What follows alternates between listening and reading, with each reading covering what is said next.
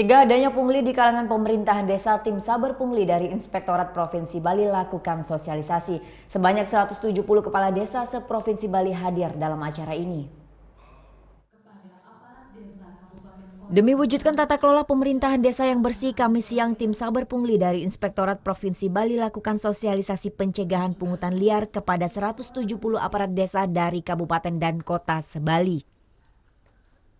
Maraknya pungutan liar yang sering terjadi di kalangan pemerintah desa menjadi alasan utama sosialisasi ini dilakukan. Selain itu, ternyata banyak pula aparat pemerintah desa yang perlu diedukasi karena kurang mengetahui pasti tentang pungutan liar. Banyaknya pungutan liar yang terjadi di pemerintahan desa seringkali akibat lemahnya sistem akuntabilitas dan sistem pengendalian manajemen. Untuk itu, dengan adanya sosialisasi ini diharapkan aparat pemerintah desa bisa bekerja sesuai dengan tupoksi dan aturan yang ada. Korupsi, pungutan liar yang terjadi itu kan banyak sekarang ini terjadi di tingkat pemerintah desa. Nah, oleh karena itu penting artinya kita melakukan sosialisasi sebelum tim Saber Pungli ini melakukan pelaksanaan tugasnya, pengawasan turun ke desa-desa. Ya, agar para pemangku kepentingan yang ada di desa dalam hal ini perbekal itu lebih memahami tentang tupoksinya dia sehingga tidak melakukan pungutan liar di luar daripada ketentuan yang sudah diberlakukan.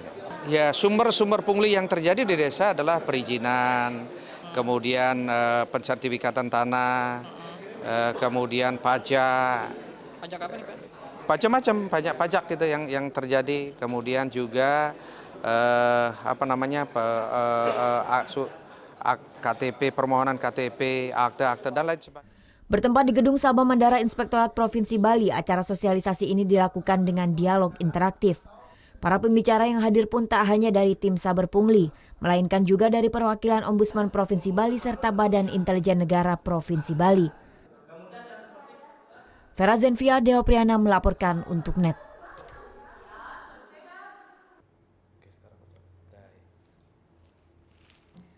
Udah selesai kan nontonnya? Nah, jadi jangan lupa buat like, komen, dan subscribe ya.